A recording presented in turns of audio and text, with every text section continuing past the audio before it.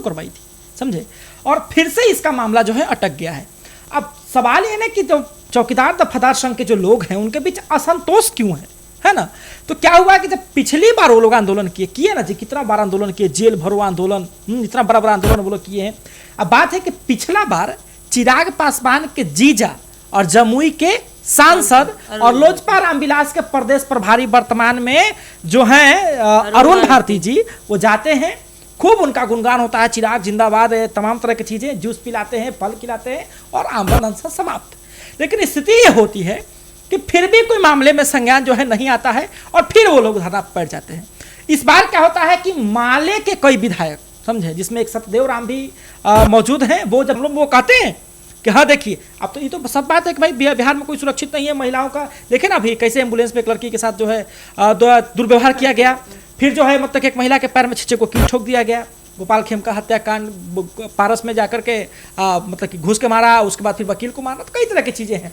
अब बात यही है कि चिराग पासवान जाति की राजनीति नहीं करना चाहते। वो कहते हैं कि मैं मंदिर मस्जिद पे बात नहीं करूंगा, वो कहते हैं मैं हिंदू मुस्लिम पे बात नहीं करूंगा, वो कहते हैं मैं अति पिछड़ी गरीब जी पिछड़ी इसके पर मैं बात करूँगा, मैं बात करूंगा विकास पे, मैं बात करूंगा बिहार का शिक्षा व्यवस्था को लेकर के, स्वास्थ्य व्यवस्था को लेकर के, सुरक्षा व्यवस्था को लेकर के, बिहार का विकास कैसे हो, इंफ्रास्ट्रक्चर डेवलप कैसे हो।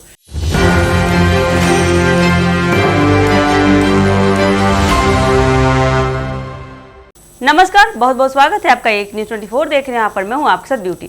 देखिए, चौकीदार दफादार भर्ती मामले में अब तक सरकार की ओर से कोई ठोस परिणाम नहीं आया है, जिससे इस वर्ग में नाराजगी देखी जा रही है।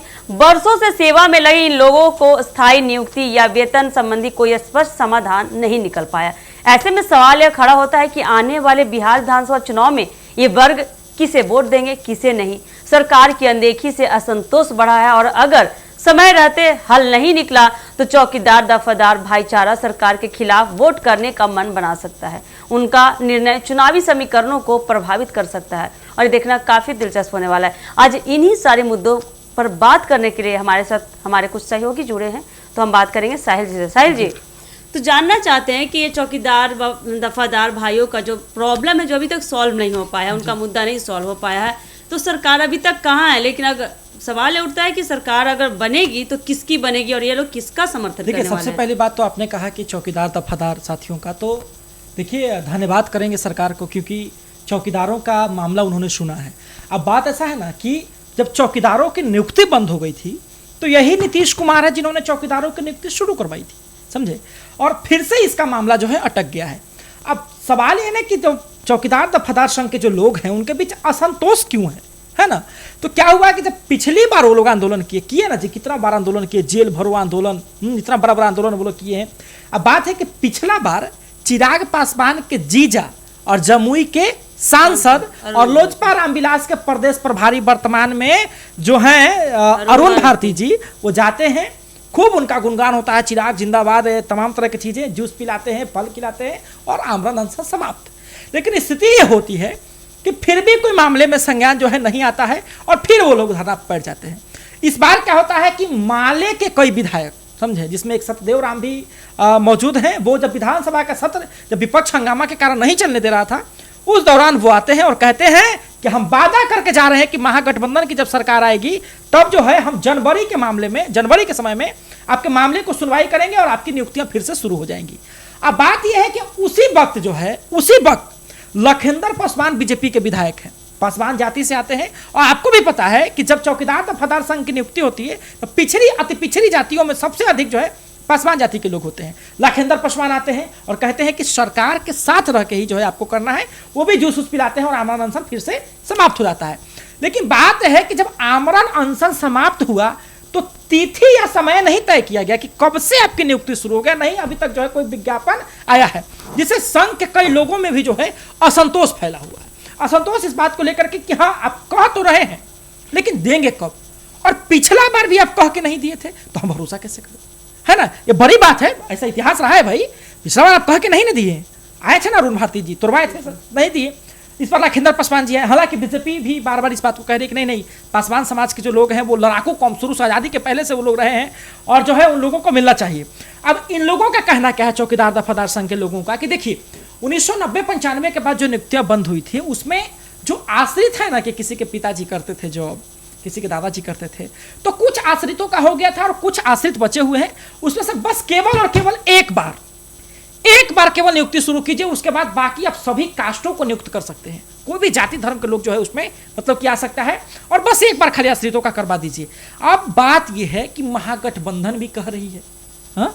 और एनडीए के लोग भी कह रहे हैं। तो सवाल यह है कि अगर चुनाव के पहले केवल विज्ञापन आता है कि हाँ आपकी नियुक्तियां शुरू हो जाएंगी, तब चौकीदार दफादार संघ के लोग किसका समर्थन करेंगे? क्या एनडीए का? या फिर जो लोग कहे हैं कि जनवरी तक इंतजार कीजिए, हमारी सरकार आ रही है, हम आपकी समस्या का समाधान करेंगे, उसका समर्थन करेंगे? ये सबसे बड़ी बात है कि किसका समर्थन करेंगे, इंडिया का या एनडीए का? फरीदा जी, तो जनता ये जानना चाहती है कि जो चौकीदार दफादार भाई लोग हैं जिनके अंदर असंतोष देखा जा रहा है, लेकिन एक सवाल खड़ा होता है कि आने वाले समय में जितने भी चेहरे हैं सीएम फेज के लिए बिहार विधानसभा चुनाव में जो चुनाव होने वाला है, तो उसमें कौन सा नेता, कौन सा चेहरा सबसे आगे होगा? जी, ये तो कहना अभी थोड़ा मुश्किल है, क्योंकि ये अभी पता करना कि किसका चेहरा सबसे आगे रहेगा या पीछे रहेगा, ये कहना बहुत मुश्किल है, क्योंकि अभी तो चुनाव आने वाला है। लेकिन मुद्दा चौकीदार दफादार का है, वो भाई लोग मुझे किसका नहीं समर्थन लगता, कर सकते नहीं हैं? मुझे नहीं लगता कि कोई भी चौकीदार अगर ये मामला, जैसे साहिल जी ने भी बताया कि मामला बरसों पुराना इतिहास से चलते आ रहा है, तो अभी तक तो इसमें कोई बदलाव देखने को नहीं मिला है। अभी तक तो सरकार ने किसी भी तरह का कोई काम करते हुए नहीं दिखा है, तो अभी तो कहना थोड़ा मुश्किल होगा। लेकिन चिराग पासवान जो पासवान समाज से आते हैं और अपने आप को जो माननीय केंद्रीय मंत्री भी हैं, लेकिन वो खुद पासवान हो के पासवान भाइयों का समस्या को सुनते नहीं हैं, तो क्या चिराग पासवान को समर्थन मिलेगा इन भाई लोगों का?